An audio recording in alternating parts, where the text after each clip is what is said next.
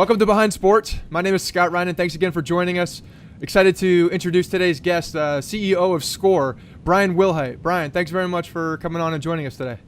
Yeah, thank you, Scott, for having me. I really appreciate the opportunity. Absolutely, yeah. Well, I'm excited to hear more about your platform and hear a lot about Sqor, but, I think the first thing I'd like to do is just find out a little bit more about you and where you were in your career and how you got to Sqor.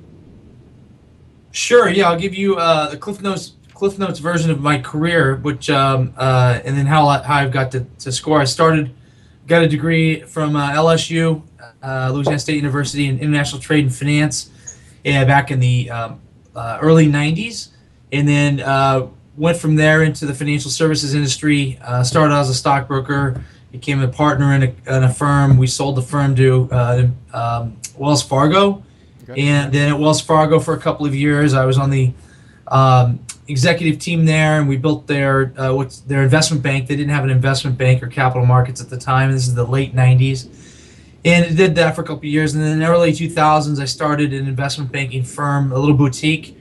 Did that for a couple of years. We ended up selling that, and then right around that time, I saw the emergence of social media really, starting to take hold. This is back in 2006, I guess it was, and okay. You had a couple companies out there that, interestingly, none of them today are really the big players. But you had MySpace and Friendster, and then LinkedIn, I guess, was around, but certainly nowhere in its state that it's in today. Right. Anyways, it just seemed to me that was going to be really powerful and impactful, and perhaps change the world from how we communicate, what have you. So I dove headfirst into that.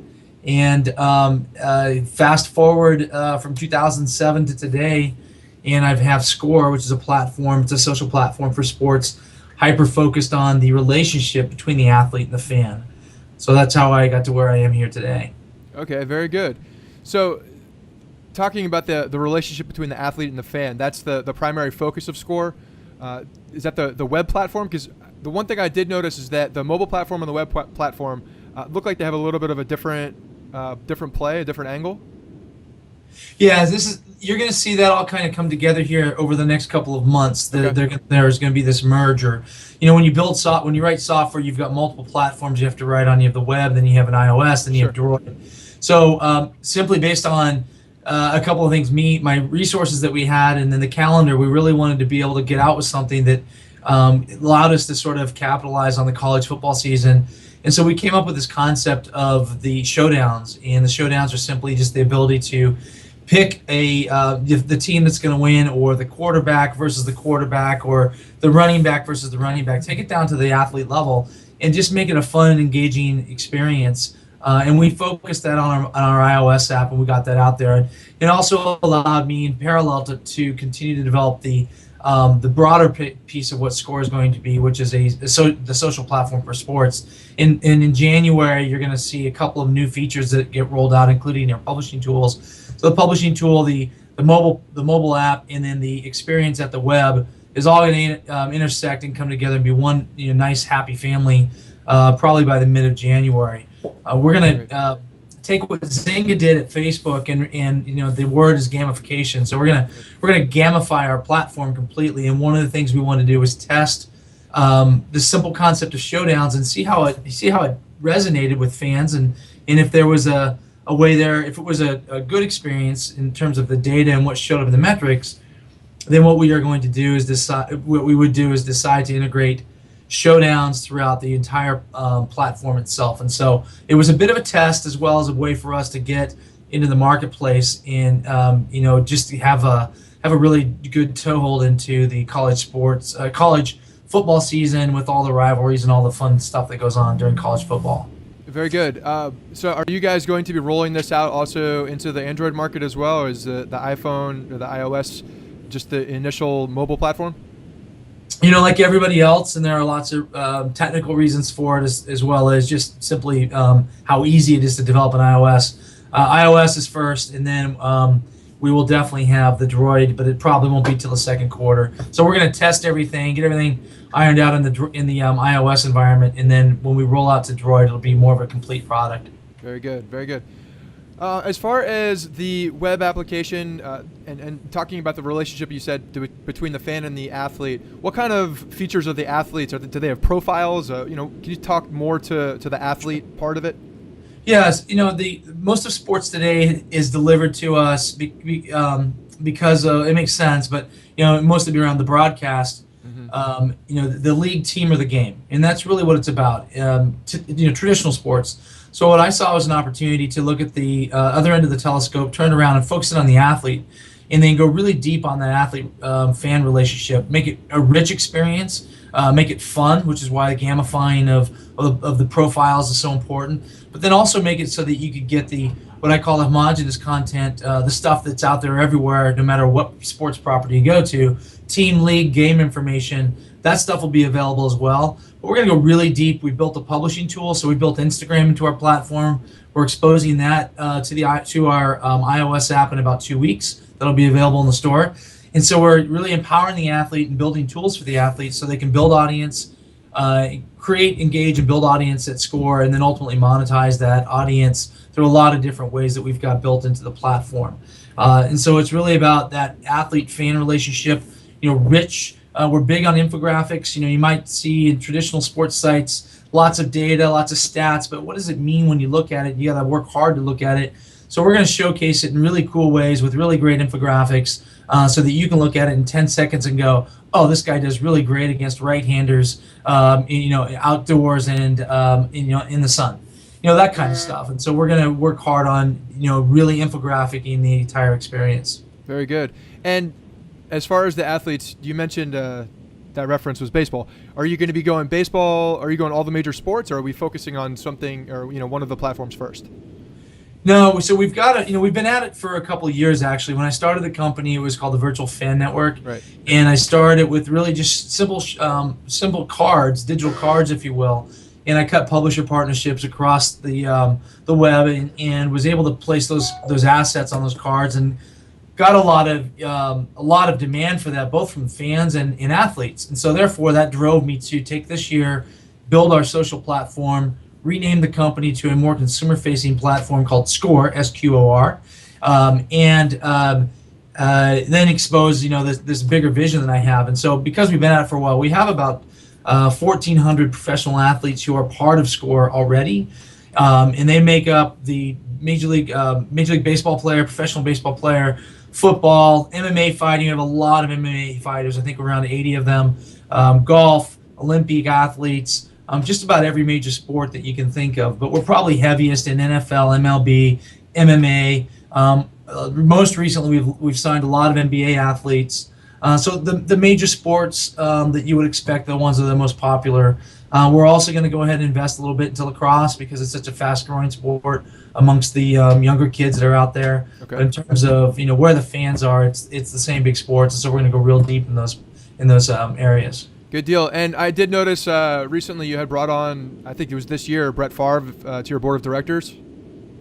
Yeah, so Brett, I met Brett about 2 years ago, maybe a little longer, and Okay. and he became he got what we do quickly. He understood it, and he it's not really that difficult to understand why we're doing it. It's just kind of the world that we're in today. It's such a social, shareable digital environment, and Brett. He and I had struck up a relationship, and so he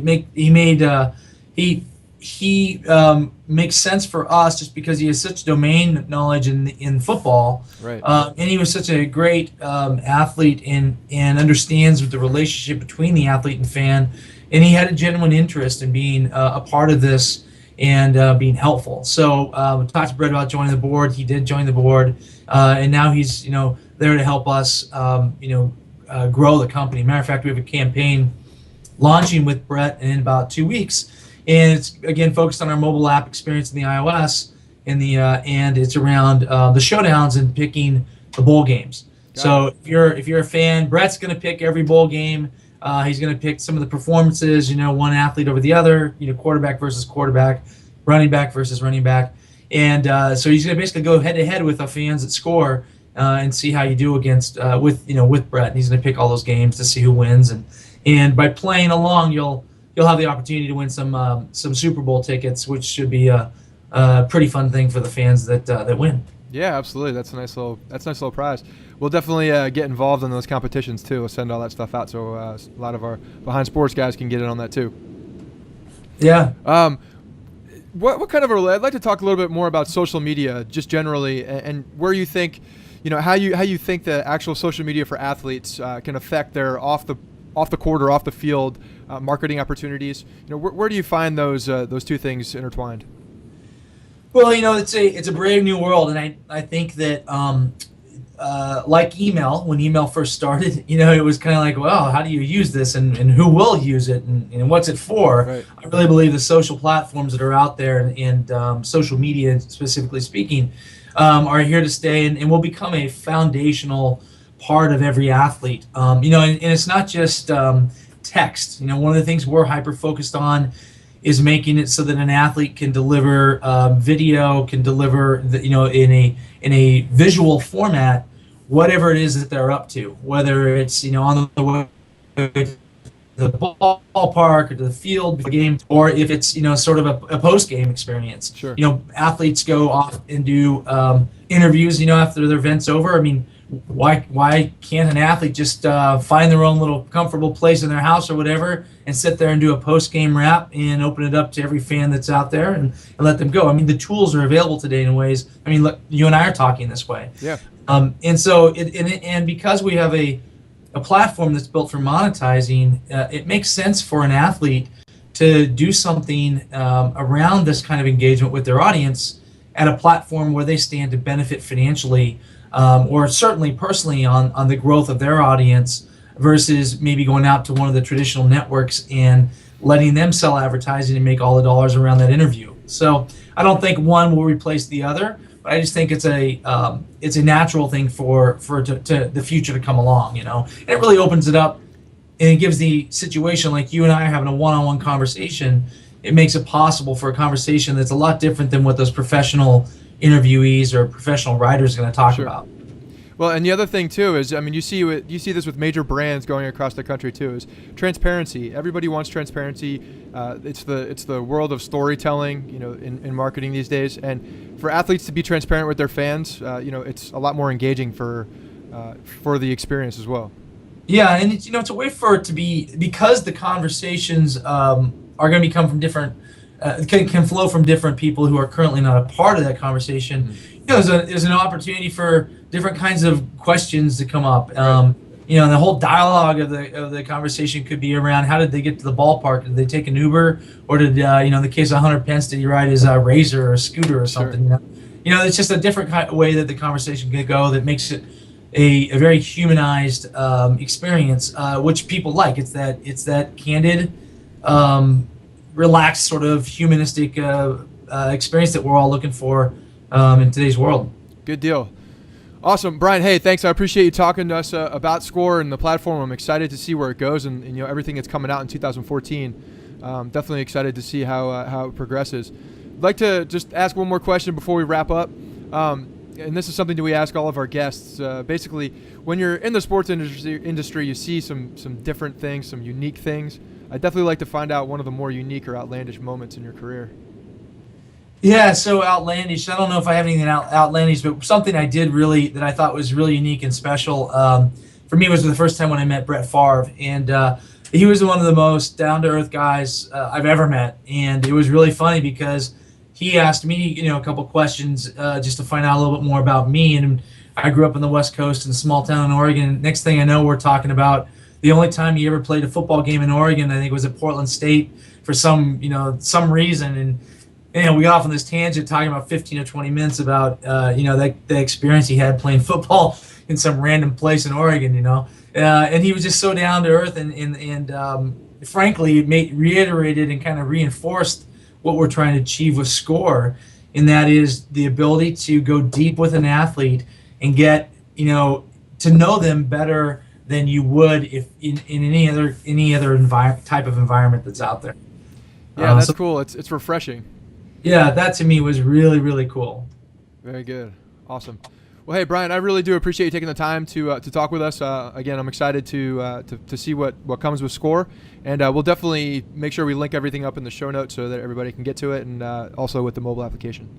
Okay, I really appreciate the time and the opportunity. Thank you very much. All right, my pleasure. My name is Scott Reinen. This is Behind Sports. Thanks for joining us. We'll see you next time.